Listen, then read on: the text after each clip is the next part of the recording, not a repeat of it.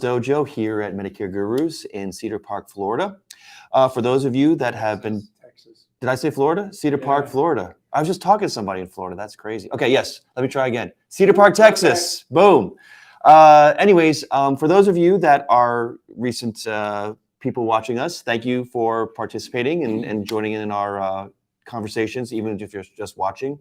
For those of you that are new, what we do here is we have a live sales floor where we have agents coming and going throughout these conversations, participating, sharing their stories, and just sharing their experiences to help you guys learn and grow as an agent. So today, I'm going to get a little deeper. It's midweek. It's been kind of gloomy this week. I thought we'd, get a little heavier with our conversations. So I'm going to ask you guys a question, and then we'll go from there in terms of what theme I was trying to convey to today. So Jacob, I've talked to you about this before, so I'm going to ask you last.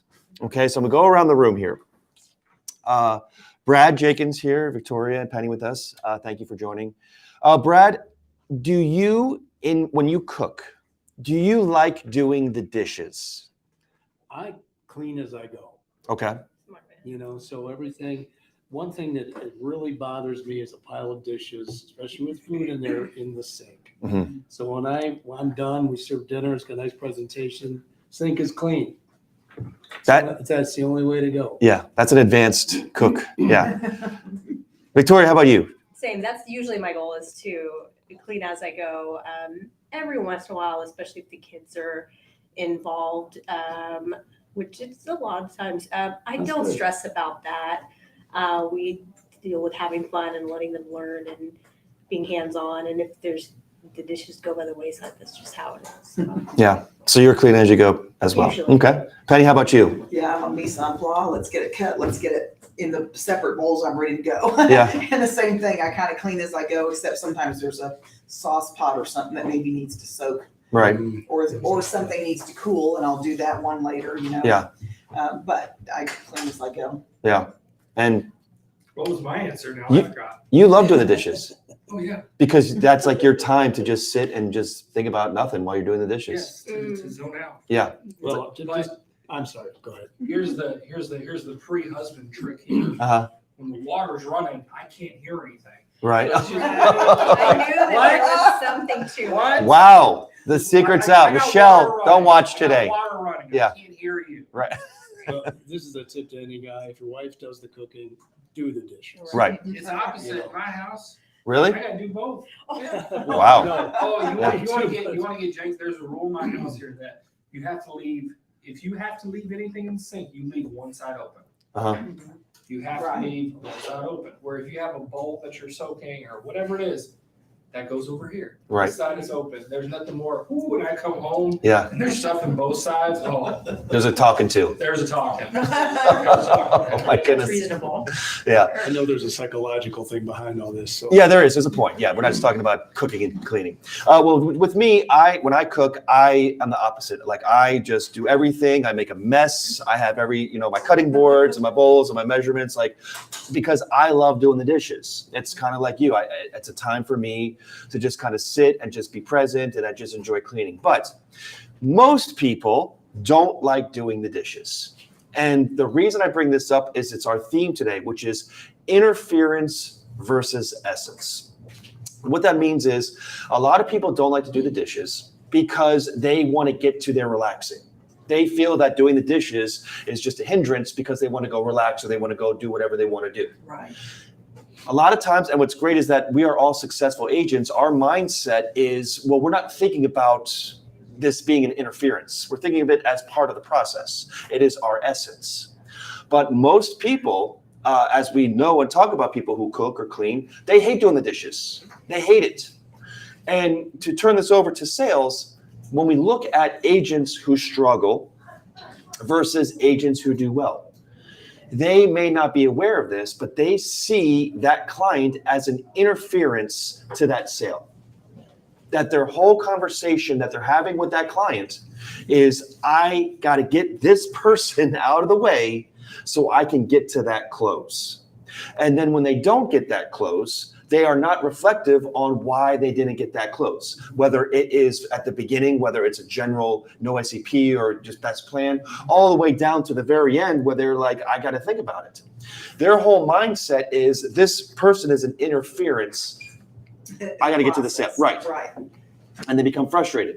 While good agents are able to see the essence of the person, that the whole point of conversing with this person is to help this person, that your drive is not to get to the sale. Your drive is to make sure that by the end of that call, that person has been helped. It does not matter if it closes or not. It matters that that person helps you, because the essence means that when you help that person, you are helping yourself become a better agent. Your goal is not to get sales. Now, I know that may be a negative thing in sales business. Like, what do you mean sales is it's not sales? Like, but in terms of the mindset of a good agent, we don't see clients as interference to get to the sales. We see it as we want to, at the end of this call, make sure that that person is helped, whether it is a sale or whether it is some type of advice. Thoughts? I did this at 5:30. Okay. One little trap, and I was talking to Brad about it this morning too, is the people that call in and they're like, I think I want to retire in January and take my Medicare. Because agents will go, perfect, let's get you submitted right now without a, and then come November, well, I got to go to work again. Just go ahead and cancel it. So this lady immediately, I just did the very vague, hey, you were referred to me. Well, what's going on? She's like, well, I think I want to retire in January. And I said, okay, do you think or do you know? She goes, I think. And immediately everything switched. Right. Mm-hmm. Because in this here, if you try to do, this is a discovery call for her. If you try to do a sales pitch when they want discovery, they don't want to be sold something, you lose the client. Mm-hmm. Or if you sell it, somebody else is going to call them when it's closer to the deadline, they're going to get the deal. Yeah. So for her, it was more of a, look, I want to make the relationship with this person. We went over Plan G, different time periods, how Plan G's work, the California birthday rule, just a little bit of everything. But at the end, I was telling her, I was like, look, here's the thing too. And this was after like 45 minutes, an hour, right? I go, not only are you going to get the Plan G and your drug plan, whatever, I go, but you get me. So I really hope you like me, but you're going to love me here pretty soon. Mm-hmm. And she just started cracking up. But I told her too, and I was like, you don't understand. Like, I'm a part of this deal Right. that you're doing. It's you and me here. And she's like, wait, you're going to call me every year? I was like, yes. She's like, so you're going to keep up with this? Yes. So I don't have to? I was like, yes.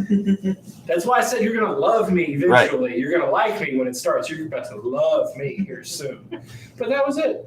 If I would have took the route and said, go get your checking account, you don't even have an MBI yet. You have Part A, but there's no Part B. Mm-hmm. And I'm like, I can help you enroll in Part B online. It's a 2-click application where you don't even have to log in for it. I was like, this is so easy to do. But at the end of the day, the very reason you were calling is because you don't know if you're going to retire. Right. And that's more of that essence. Mm-hmm. Yeah. And realizing the situation that she's not trying to make a decision. She's trying to make a decision about her life, right? Not her Medicare. Right. Mm-hmm. That's right. And the person that referred her to you referred her not because you're going to sell something. It's because she knows that you're going to help her. Mm-hmm. I had one like that this morning. The guy, he had heart issues. He's got to wait. 79. There's a lot of stuff going on. But I gave him wise counsel, mm-hmm. And I told him, this is what you really need to do, but we can't do it right now. And same thing, the reason we get referrals is because we listen to the people, we help them. Because if I refer somebody to a contractor or whoever, I want to make sure they do a good job and they're not going to screw them over and, right. They're not going to, whatever.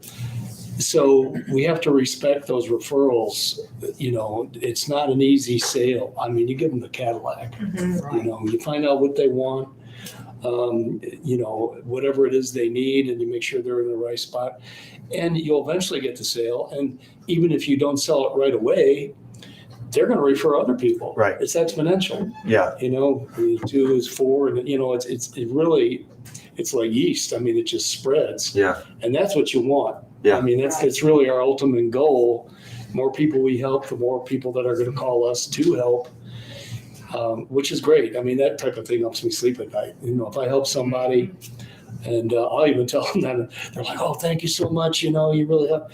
You know, I love that. You know, it gives me a good feeling, and you know, they feel good, and it's you know. I hate to break the subject here, but he just said something very important that a lot of agents just go blank because they're used to it during the year here. This time of year is for, if you get a referral, you ask for other people in that company. Because this is the time of year where people get bogged down with AEP, but they forget a lot of people retire January 1st. Mm-hmm. They don't retire September 1st. You know, you get some random ones that, you know, stop in the middle of the year, but a lot of people retire at the beginning of the year. Because the benefits. Because of the benefit cycle. Right. It ends. Right. So one thing I asked her too, and I go, okay, you know, like I'll help you here. Do you know anybody else at your work, where you're working at, that is also on Medicare or retiring? I can help them too. Mm-hmm. That is such an easy question because usually at that point, there's a lot of other people going through it too. Yeah. And they're planning for a retirement party. Like I got a really weird group of ladies one time. It's always ladies. I don't know why I always get ladies. But Gaggle of ladies. it was like this Wrong gaggle. this thrust manufacturer for parts that go in the motors of ferry boats out in Houston. It's like very, very specific. I think it's called like thrust. I think it actually is like thrust loading or something. But I got one person who was retiring in January. And then I said, okay, if you know anybody else that's retiring, just shoot them my name. Have them shoot me an email and say, they don't even have to call me to start. Just shoot me with a warm email. Let me know their time frames. Okay. And that one led to 2, led to 4, led to 6, where soon enough, if I would have showed up at this place, they would have been like, let's take you out to lunch. You're everybody's guy here. Right. But it's just that little simple thing to remember that at this point of the year, you're going to get a lot of referrals where people are retiring. Mm-hmm. Just don't forget about it. It's like the bathroom. Ladies don't go to the bathroom alone. We don't do big life events alone. We confer with each other. We huddle. Yeah. But I have to say, I really love your metaphor for referrals. You know, you grow the yeast and that yields a lot of dough. And I think that's super appropriate. Yeah. Back to the interference. Well, no, I mean, this is great examples of how, you know, Brad Jenkins is not a salesman. He's creating an essence. You know, when your name is being passed on, you know, you're not just passing on that you're a salesman, that you're going to close deals. You're passing on this, like, who you are as a person and how you're going to take care of people. I think that transcends or creates that essence that we are all looking for as experienced agents. Now, what I want to go to is look at the other side of the coin. Like, how are agents, and if you guys are recognizing this, that are treating these clients like they're an interference to get to the sale? Because we see that is an abject failure of how sales should work. What are some things that you could provide in terms of advice to get those new agents or even veteran agents who just see clients as interference? How can you help them get to that mindset of treating people like they are an essence, like they are part of your energy? It's simple. You have to listen. Mm-hmm. You know, what's their situation? What do they want to accomplish? I had a referral this morning. It's like, you know what? You know, the insurance company paid out so low. I'm thinking about just getting rid of my policy. The guy's 79. He had a bypass surgery not even 2 years ago. And so I said, well, in lieu of that, I mean, they really can't afford their premiums. Let's take a look at some high deductible plans when you can qualify. And it comes down to listening to the client. I've had situations where I had one guy, he says, look, I just want to buy a plan G. You know, everybody I talk to, I've got to go through this big spiel and everything else. I want to buy the plan. And in fact, it happened here.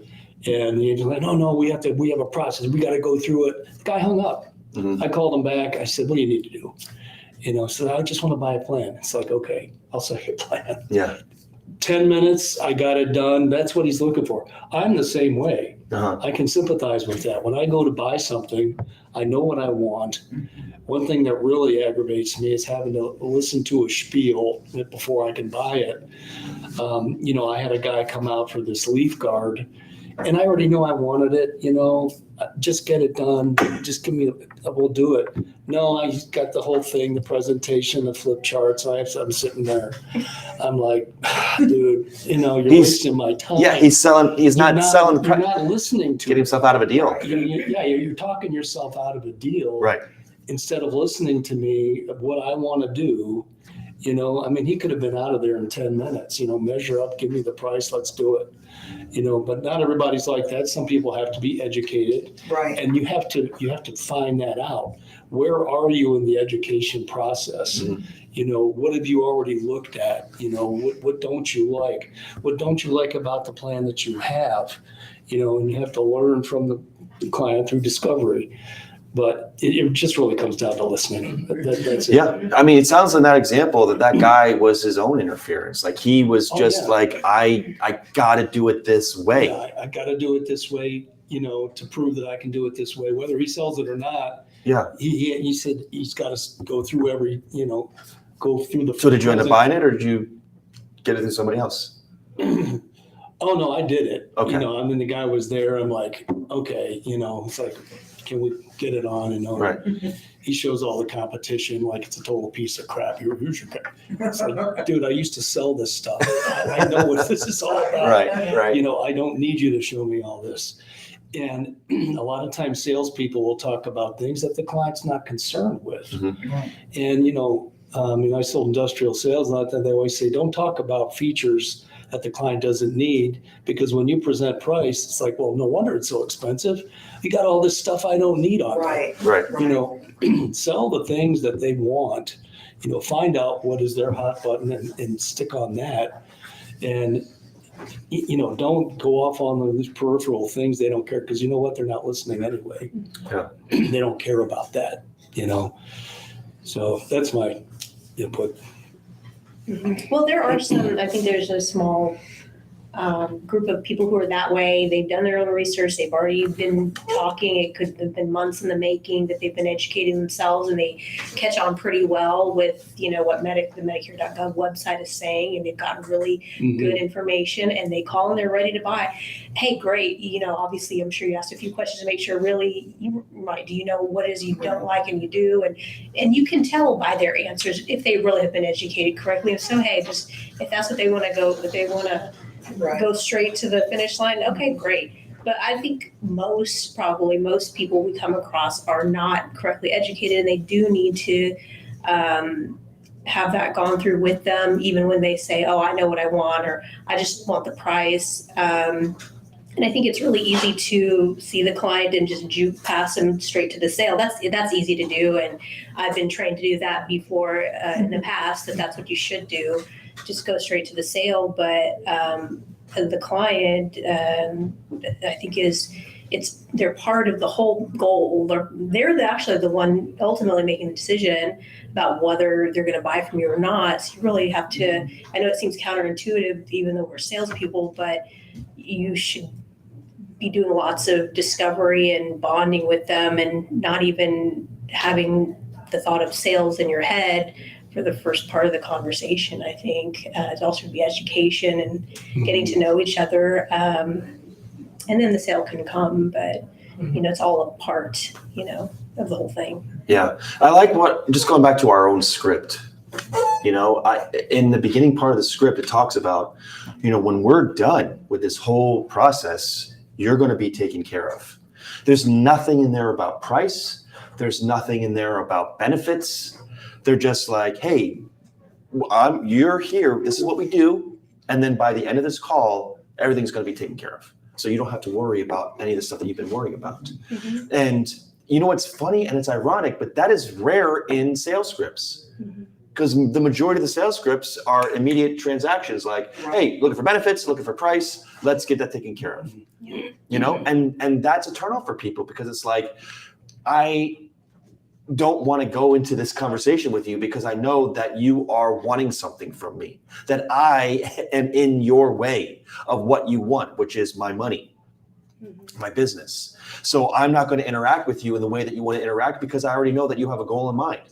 But what we do here is we create that essence, just using the term of the day, is like, no, what we're doing, I want to know about you. I want to know what I can help you with. And now that we're talking about this, by the end of this call, you're going to be taken care of. Because the essence of this conversation is that I know that I'm doing the right thing and it's making me feel better because you are feeling better about what decisions we make from this conversation. And it just blows my mind. Why do you think that's so rare in our business today? I don't know. And I found that a lot of people, they don't exactly know what all they need. And so while we're talking, I mean, they don't even know there is something that can help with some of their needs. And until you're going through all the discovery and talking with them, and a lot of information is passed just in not direct questions, just like while you're actually talking, getting to know them and stuff. You find out all sorts of things because they say, "Oh yeah, my sister, my brother does blah blah blah. He should call. I'll have him give you a call because he." And I mean, there's like a lot of things that just come up while you are conversing and asking some of the questions that they didn't even know they could get help with, or they don't even know what they need always. Yeah. So.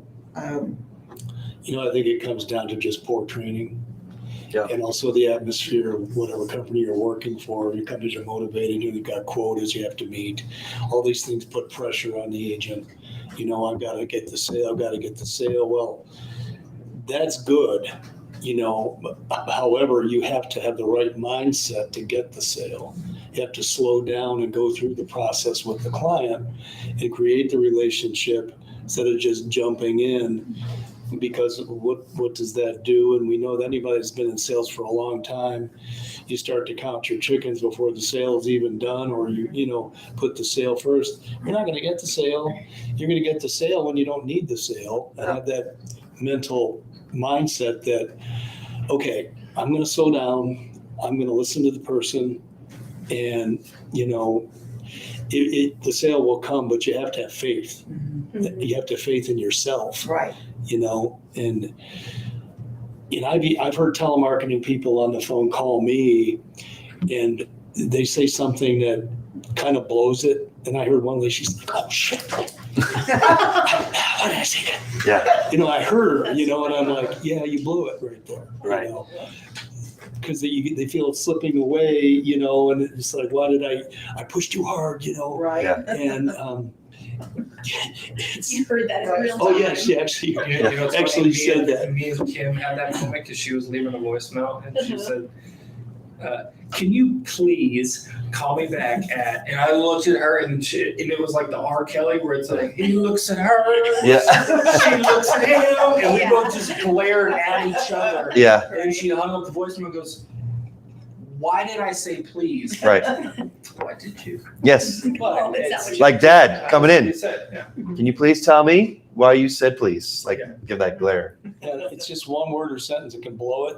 One word or sentence can make it, Yeah. and that's it.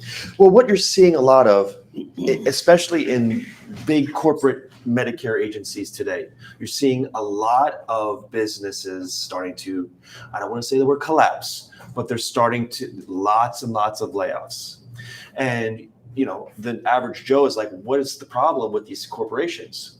And the problem is exactly what we're talking about. It's not about the amount of acquisition that they're getting, because they're doing fine with acquisition. They have a model where it's like they do the sale and they don't even pay their agents on renewals. They just keep all that money for themselves.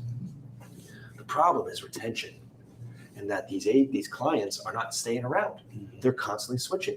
And that is not good for a business. When you have these rapid disenrollments and you can't measure and you see this decrease, It's because they're basing the majority of their business now off of the Advantage plan. Yes, that is true. Mhm. And we were talking earlier about all these reports that are coming out on the nature of Advantage plans improving. And I don't want to go down Advantage plan rabbit holes in that direction. But you're right. Like, we looked at all these reports together, and all these studies are showing that there is a gradual increase in purchasing of Advantage plans in conjunction with Part D drug plans, which means you get the Part D and the supplement. But they're like, yeah, there's more benefits, there's perks, there's all these things that are added onto these Advantage plans, and people are, gravitating toward that. But what these companies, what we don't see are these massive layoffs of all these other corporations because no one is staying with these plans. There's no loyalty. They know how the system works. The interference there is just the sale, just the closing and the acquisition. There's nothing on the back end because none of it is about loyalty, as we talked about yesterday. A lot of it is like these companies, they're looking bad on the books. Stocks are tanking. They're losing money, and what do? They bring in a new accounting team, new management team, and they have to figure it out and fix it. Because that's probably what they promised when they were being interviewed, that I can fix this.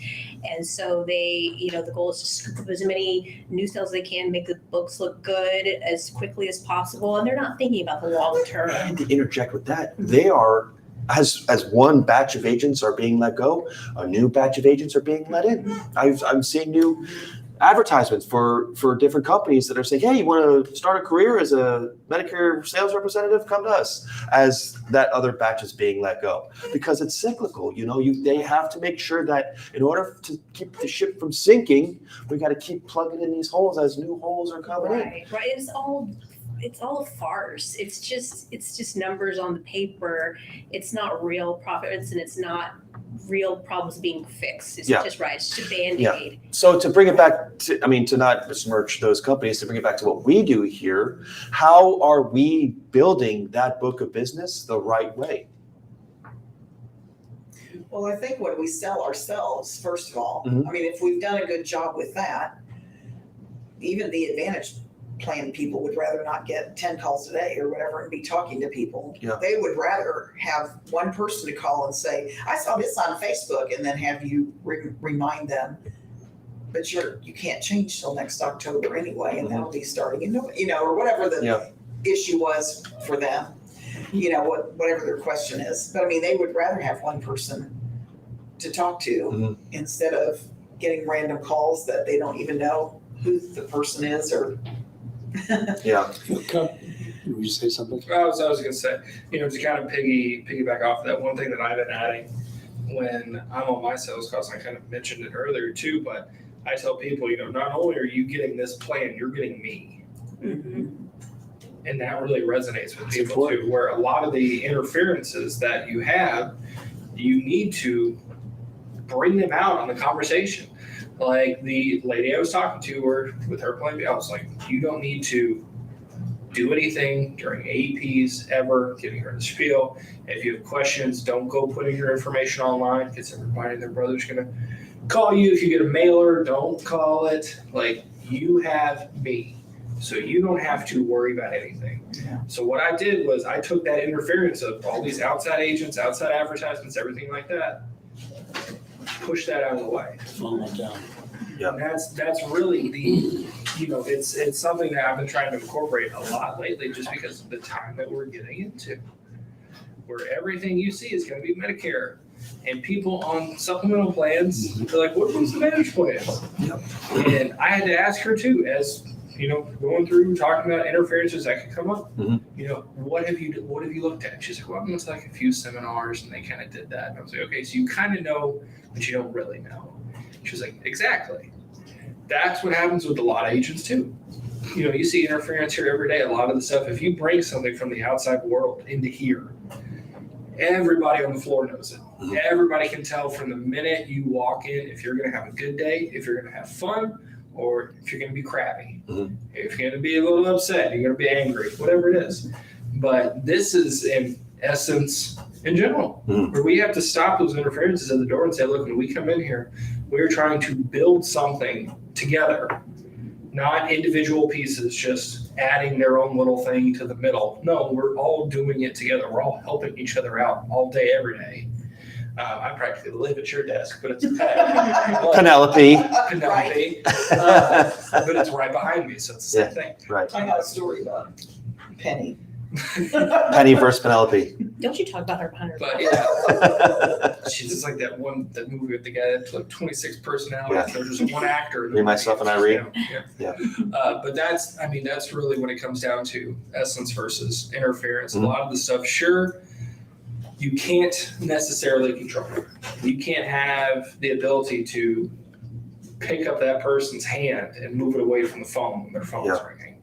but you just have to have the knowledge to actually tell them, hey, look, this is going to happen to you. Like, I'll never forget our call with that guy who was turning 65, and I called him hot.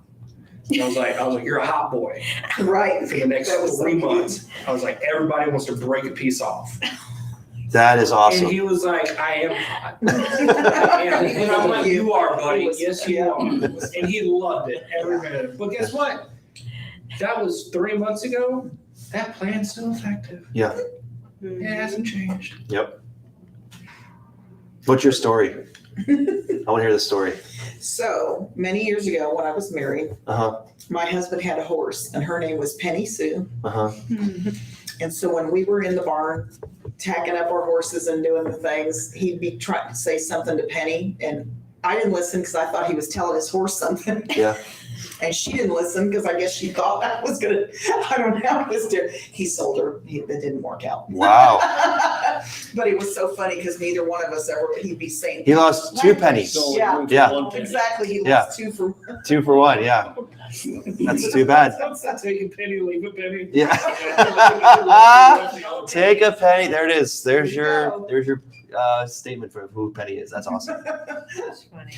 Yeah, but I mean, just going back, I mean, it's tough because like we all know that you have your Medicare umbrella, like that's the world.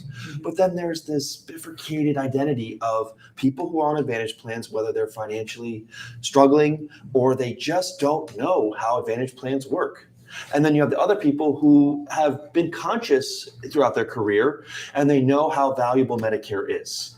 And then we have to decipher how we talk to these people. Mhm. And so a lot of times there's a lot of interference trying to, we're conflating the conversations that we're having with Advantage Plan people using our Medicare supplement strategies. And sometimes you can't do that. You know, I like going back to what you said earlier, like I'm listening to what this person is saying. I was able to evaluate what they needed in that short of time and said, okay, all this guy wants is a plan.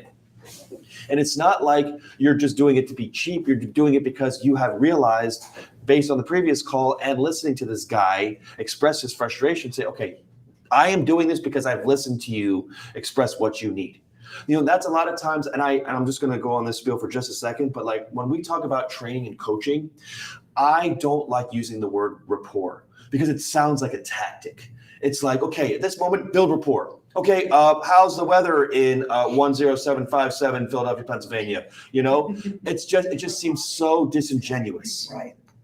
I like when we use the word discovery because we are, as we do so well, we discover together what you need. Right. And we are going to go on this journey together of of how I can help you and get what you need or what you may not know you need.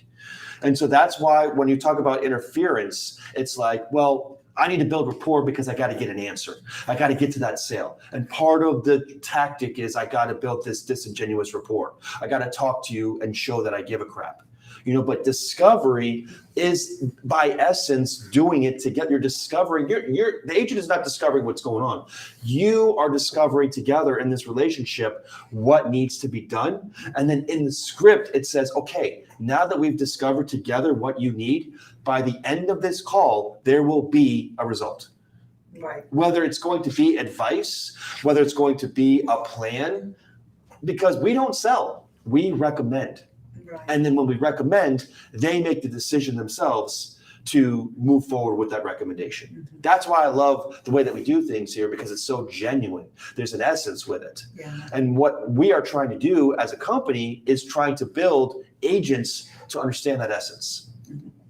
So my next part of the discussion is how can we get agents to understand that? Because agents still struggle with that deciphering. Like they still think, okay, I got to sell. I got to get past this client. Oh, this client didn't do what I said. How do we get people to understand that concept?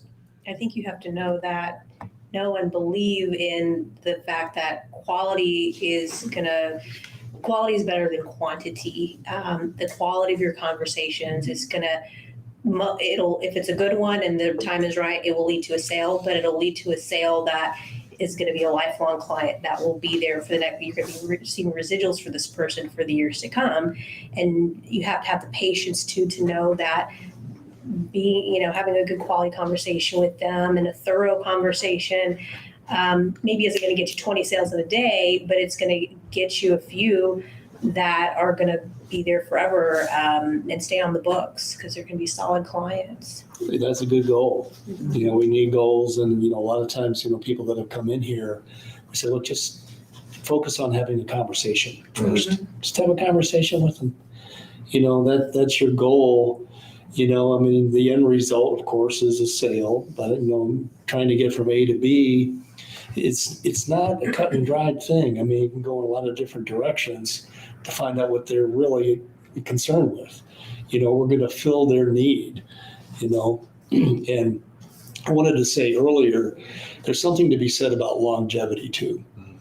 When you have a relationship with a company, for instance, and they have a high turnover rate, it's like, okay, what's going on there? What's wrong with the company?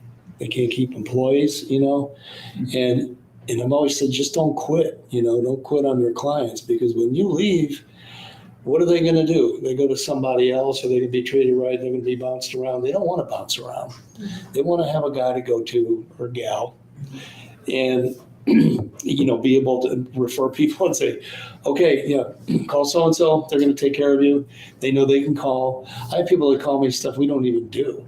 They ask me questions about their Social Security, or their son has this issue or whatever, And my daughter who's 25 and needs health insurance. Yeah, they move down, they need health insurance, and we can steer them in the right direction. But, you want to have that. It's not a waste of time. But, the biggest advice I could give for new people is don't quit.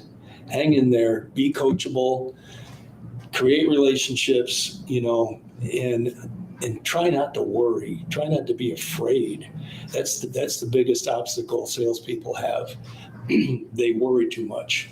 Yeah. And a lot of it's justified. You've got bills you have to pay and everything else, your family. It's a big load. But, once you realize that you can't focus on that, because all you're doing is creating a negative cloud that's going to keep surrounding you and keeping you from your success. Just do the right things, build those relationships, hang in there, just don't quit. You might get fired, but you don't make the decision. You didn't quit. Too many people quit before they become successful. Yeah. Talking of, go ahead. I was going to say, one of the key words that you said in there that I think is what you look for in every employee, and this is really the first thing, coachability. Yeah. Because if you want to be great doing this, you cannot come into this and think that you know everything. Oh yeah, absolutely. Or you are never wrong. Like the people, I can tell you who is going to succeed, and I can tell you who is not going to succeed by the amount they ask for help. But there is a fine line to it. There is a fine line between coachability and dependence. Mm-hmm. That's where you have to cut it here. Because what I can do, I can coach you and teach you how to be great. I can coach you and teach you different products, different product lines, whatever it is. But if you rely on me to do everything for you to do this, you're never going to be great. Because I'm doing it for you. I'm trying to coach you and have you learn it. But instead of you actively learning it, when you're listening or whatever it is, you turn off that mind because I'm doing it. So that's really the big aspect when hiring, when looking for new people is, are they coachable? And by coachable, I really mean, are they self-conscious enough to go, something doesn't seem right here, let me go ask a question. I think you have to have a certain combination of personality traits, a combination of confidence and humility, because you have to be confident in yourself that you could figure it out, but also have the humility of, if you just can't, you're at a stopping point, you're stuck, can't go any further, ask questions and then take feedback or criticism, constructive criticism, as a way to improve yourself and learn more. I think you have to have both, a nice combination of those two things. Because if Jacob were to come over to me any day of the week and say, Vic, I hear you're saying this to one thing in your voicemail, and I really think it's probably hindering you from getting calls back and be like, holy crap, how long have you, I wish you would have told me sooner. Thank you, you're right. I see your point, and I would totally take that to heart and, But not have a, there's a fine line between sure. doing that once a week and doing it after. Have that, Right. have that, and you're like, Yeah, no, don't be desperate. yeah, Right, that's, yeah. But, And you can find out through trial and error. right. I think a lot of it just has to do with confidence and self-esteem. I mean, there's a balance between ego, and everything. You've been selling for a long time and you know how to do all this versus just being confident. And how do we get confidence? Through study, through homework, knowing your craft. You know the answers without having to look at it or go to somebody else. You don't spew it out there, but you have that decent boldness where you can hold this stuff in and be confident that you can take care of these people and you can give them the right information. How many times we talk to clients, they've been fed just a load of crap. It's totally wrong. Everywhere. Yeah, it's just totally wrong. And it's all designed to try to get a sale. And people are so desperate to talk to somebody that they can trust and really knows the answers. But they're getting all these different answers, and it's just, and how do you convey that? Well, a lot of times, you can go right to the source. Google's your friend also with Medicare. You can just read it right off and it's like, well, here's what Medicare says. Here's the exact ruling. Right. Right. This is what's right, But you need to be confident, you need to maintain decent boldness with the client, establish yourself as an authority, It's just like they're going to an attorney or a doctor, they're going to somebody for advice because we're educated in what we do and this is our craft. And this is their health. Yeah, and this is their health and they're trusting that to you. Yeah. So that's kind of the mindset we have to take. You have to have empathy for the client. How do they feel about this? How do they feel about this process? And are they comfortable with me? Would I be comfortable doing, asking somebody ask me that question or, empathy is a huge thing. You really have to deal into what's going on in their life. And it just goes back to what we talked about earlier, finding the need. Yeah. Filling it. I think that's a good question to ask yourself. Would I even buy for myself? Right. You know? Exactly. Yeah. Listen to yourself on the phone. Would I buy for Right, myself? sound like an ass. If I left that voicemail, would I return that voicemail? Very important. Right. It all just comes down to learning. We're in a practice here, just like a doctor's in a practice, a mechanic is a practice. They learn little tricks over time. I learn new stuff every day. It's like, wow, I never knew that, and I write it all down, in fact, because I can't remember everything, but I'll go back to that every once in a while. It's like, oh yeah, this off the wall stuff that nobody's ever heard of. Right. And you'll hear it from a client who's experienced something and that goes into the practice pile. This is, you're learning, always learning. Right. You never get there. It's always evolving, always new, always learning. And that's the beautiful part about it. We don't get bored with what we do. It's Ever changing. right. I think kind of what's important with that is you need to, the more you do this, you need to see points at which you evolve into something different. So I know when I first started, it was very, if you can't believe this, not a lot of personality. It's transactional. And then it got to super friendly. And nowadays I'm making the turn not to transaction, but Jake got a little bit of a backbone.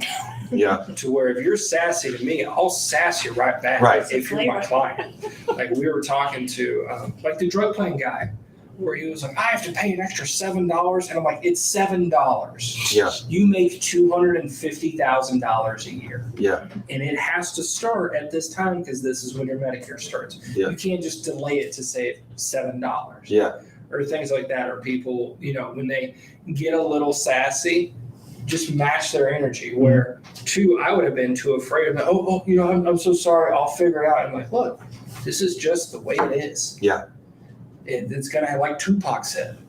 Okay, that's just how it's gonna happen. Mhm. It's just the way it is. You have to have it here. Mhm. So you can either take it like a big boy, Mhm. like an adult, or just let Make it go. things worse for yourself. Exactly. I like how you said You it can to have the me. penalty. Daphne, Yeah. does this sound a little too sassy? He said, a little bit. You're like, okay, I'm gonna send it Good, that way. yeah. Yeah. Yeah, I ran by Victoria. I was like, "Is this like too like sassy?" And she was like, "It's a little sassy." I was like, "Good."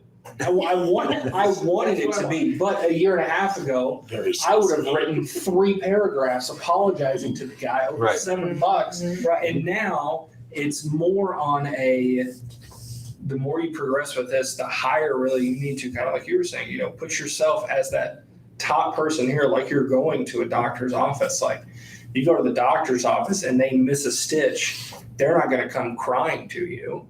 They don't, they care because it's their practice, but they're not just going to open up the gates for you. I'll do anything you want. Yeah. It's okay. I'm so sorry this happened. No, it's like, hey, it's 1 stitch. That's okay. You'll be fine. But it's through the years of just kind of not losing, portions of myself, but just realizing that the more that I can make myself a peer, but a strong peer, a peer that's not going to get pushed around, or a peer that's not trying to kiss butt to get your checking account, but somebody that if I can sit like with Brad and we can have a conversation and I can help you, but when it comes time for you to be the expert, you take over. We just so happen to be talking what I'm the expert in. So it's my time to talk. You need to listen. It's setting boundaries for these people because you're Right. not his servant. You're a professional, and you want to tell him this is what matters and this doesn't, or this is your option, or this one. It's setting those expectations. Yeah. I mean, boundaries and those expectations. Like, look, I'm going to communicate with you the way that this is going to go, but I'm not communicating you the way this is going to go because I have a choice to either do it this way or not this way. This is the way that it is. And so, as we always said, we're either going to do it the right way or we're going to not do it at all because I know the right way. And if you're going to give me a little pushback, I mean, you can have a little sass. Was that guy from the Northeast? Was he just being a little butthead? Yeah, but he's always been a little butthead. Nice. He's a nice guy. Yeah. But I mean, I think that's what some agents tend to forget is that to be apologetic, yes, but you're not being apologetic, you're being sympathetic to their situation. But when you, in that discovery, are sympathetic, then you transition to, okay, now that we've discovered that this is what's happened to you, now we're going to go get this taken care of. And Frank does a good job of it. He's like, I'm going to take you on this journey, but I need to lead in this journey because I know which way we have to go. And if you can trust me, then you're going to be in a much better place. I think with the interference too, I've actually ran into this twice in the past 2 weeks here, where you can do everything perfect. You can do everything. Like I can help somebody who came off an Advantage plan, and we get them a supplemental plan because it's better coverage. And I like to call them read receipts, just like the text messages. Yeah. Right. I know they're red. Yeah. Read receipts. I just like read receipts. It sounds more sassy. But I have read receipts of an email to the client, the client's daughter, and the client's son-in-law saying, you are all set for XYZ. Your next step is to go to Medicare.gov, go Part D plan, enroll in this plan. We already did your drugs. We already looked at it. This is going to be the best one. You have to enroll yourself. And that's it. Okay. That was in November of last year. In December, the first week, I get a call. And guess what? I leave a note. Called in because they haven't done their drug plan, reminding them to do their drug plan. And then I get a call last week saying, I just got prescribed this really expensive medication and I don't have a drug plan. Oh my goodness. At that point, you get sympathetic. You're like, okay, I'll look and see. I acknowledge. I'll acknowledge it. I'll look and see what other like Good RX or Cost Plus drugs, whatever it is. This Glick RX too. Check. Is it? It's actually pretty good. Okay. I ran a few drugs this morning helping Laura out. But Agent Jacob, 3 months into this, I would have been apologizing my ass off. Right. Like, I'm so sorry. I let you down. Jacob, 3 years into this now I did all I could to help you. I gave you the instructions. I put it on a tee for you. I talked to you a week before you had a deadline to do it as well. and reminded you again, at this point, you have to hold them accountable as adults. Because it's not a sale, it's a person who is an adult who you have responsibilities to do the best that you possibly can, but they also have to accept that they have responsibilities. Right, but And this- everybody in this yeah. transaction, both ends of it, has to put their big boy, big girl pants on and do what they gotta do and take responsibility for what is or is not done. You know, because if you had said you were gonna do something for them and you didn't do it, then you would have, you would have been in the wrong, but you gave them everything they needed to do. They needed to do their part, they didn't. So all you can do is trying to help fix, the problem, but obviously you're not taking responsibility for it not happening because you don't bear any of that responsibility, And that's what really is it kind of gets you to the next level, realizing that.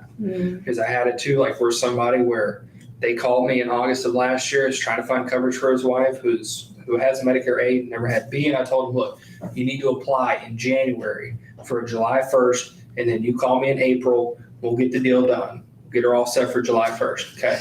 I have, again, take your notes of what you text out, what texts come in, what emails go out, what emails come in. I have multiple notes in there saying, remember, January 1st, January 1st, January 1st. He calls me last week and goes, hey man, guess it's time to look at that Medicare. I mean, the day, almost the hour that it was in 2021, he calls me, hey, it's time to look for old Steph here, see what we can do. And I go, great. Did you get all our Medicare situated? He goes, yep, I did. I go, perfect. All right, you got a card? And it says, don't ever do this, don't skip this. But I had to kind of test him a little bit. I go, okay, you got our card? Yep. All right, read it off to me. All right, get the member ID. All right. And does it say Part A? Go, yes, it does. Yes, it does. 7/1/2019. And I go, perfect. All right. What's her Part B date? He goes, it ain't on here. I go, well, then I can't help you. I gave you all the amount of information that you need, the steps that you need to take. The matter of the fact is, I can't put a social security application in under your name. Right. You are the only person. It kind of goes back to we talked about loyalty yesterday. A lot of people expect loyalty but are not loyal. Yeah. Just like the responsibility here. I'm sure when he got off the phone, he might have talked to his wife or friend. He might have MF'd me a little bit, saying I dropped the ball, but I didn't lose any sleep over it because I did my job correctly from the moment that conversation started. There is nothing more that I could do than drive to Oklahoma, print the application out for Part B, sit down with them, have them do it, and submit it. No, that's the only thing I could have done different in that situation. Right. But we don't do that because you have to assume some of that responsibility that in the end, you're going to do your job. Their job is not as big as your job. They don't have to know as much, but there are certain things that you have to do.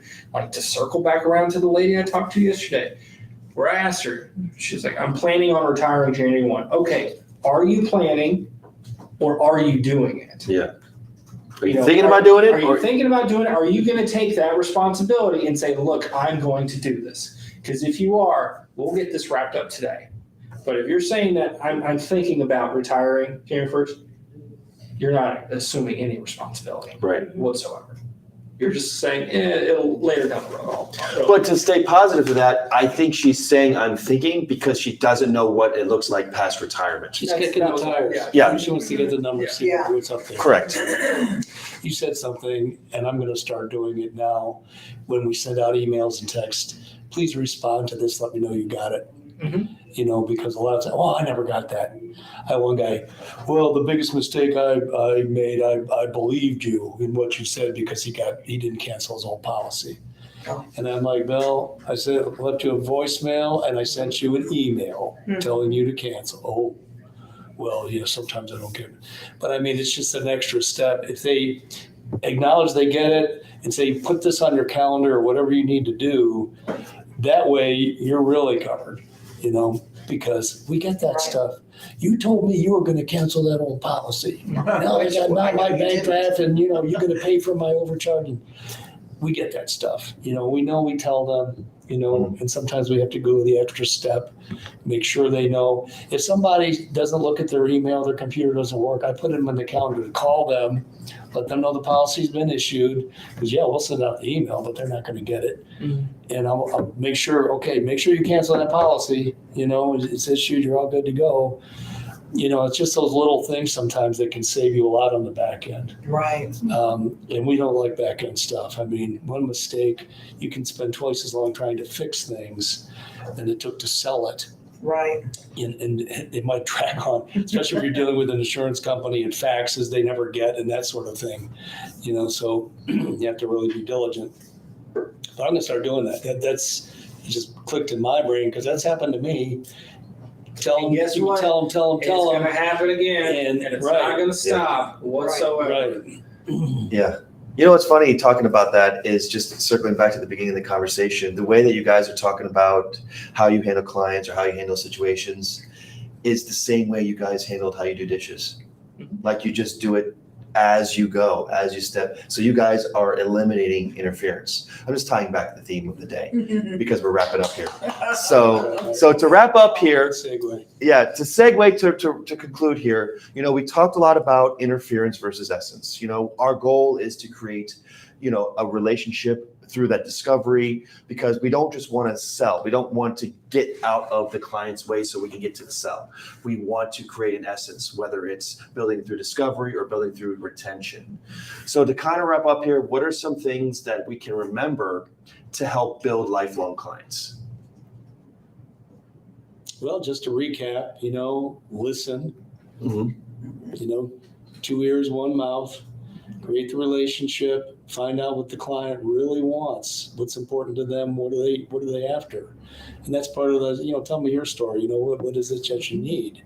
What's going on? And don't go into a spiel, find out what the client really wants and then focus on that. And that'll lead you to the end, but yeah. Yeah, that's good. Listening. I think with it, along with listening, it's asking the right type of questions. You need to put yourself in that situation. Think if you are turning 64, 65, your phone is ringing every 10 minutes. You don't know what to decide because your mailbox now, you could light a bonfire with everything in it. Okay, you are so confused. Think of the questions that those people are going through their head. And guess what? Ask them those questions. Put yourself in that situation.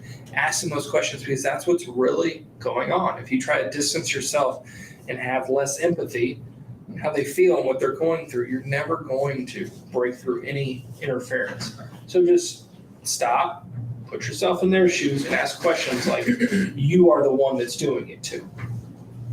That's good. What about you, Penny? Yeah, I think you guys have hit the nail on the head. You have to listen because sometimes they don't say what it is they need or want. It's your job to figure that out. And sometimes that's through the quality of your questions, but you have to be a good listener and listen to the small things, the little things they say along the way, because that usually really helps a lot to understand what they really need or want, or their fear about what their situation is or what they don't want to happen or whatever. Sometimes they just say little things along the way that help you discover that. So you can really address their needs and what they, how you can best help them. So. What do you think, Vig? Just having the confidence in yourself that sometimes slow and steady wins the race. Thinking for the long term, not just the short term sale. Keeping stuff on the books long term and just knowing that you'll get there and having the patience to do so. Yeah, it's really tough to have newer agents tell them listen better. Like hey, Brad, listen better to your client. Like what is that? Be better at your listening skills. Yeah, right. Yeah, That's what it's sassy at home. That's what I say. Say be better. Yeah, be better. Yeah. That skin starts to crawl. Just do. I gotta run away if I ever say that. Yeah, I mean that makes sense. But like what we're really meaning, I think, is just listen to the human quality of that conversation.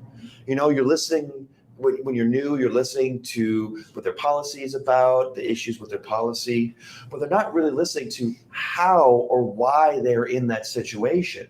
They're just listening about what's going on. But when you're listening to how or why they're in that situation, that's where we get people to go from Advantage plans to supplement plans, because they realize, oh, I have been in an Advantage plan my whole life. I didn't understand how Medicare worked. And so when you have those, when you're listening to the how and the why, I think that is what you try and tell people what to do. It's don't just listen about what is going on with their policy. Listen to how they got there. Listen to why they are deciding what they're deciding.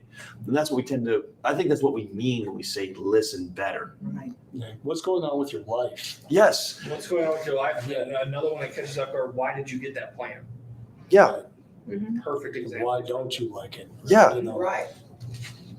you know, why, yeah, these are all discoveries. Mhm. You just, you know, who, what, when, where, why, how, Yeah. you know. I agree. Well, that is a good place to end. Thank you guys for an awesome conversation. Hopefully we'll be here tomorrow. We'll talk about how our essence is growing. I know I love themes. I apologize. So I'm glad we had that conversation. So thank you guys for watching, and we will see you guys tomorrow. And Grip is signing out. We're good. That's a good one. Who laughed tomorrow?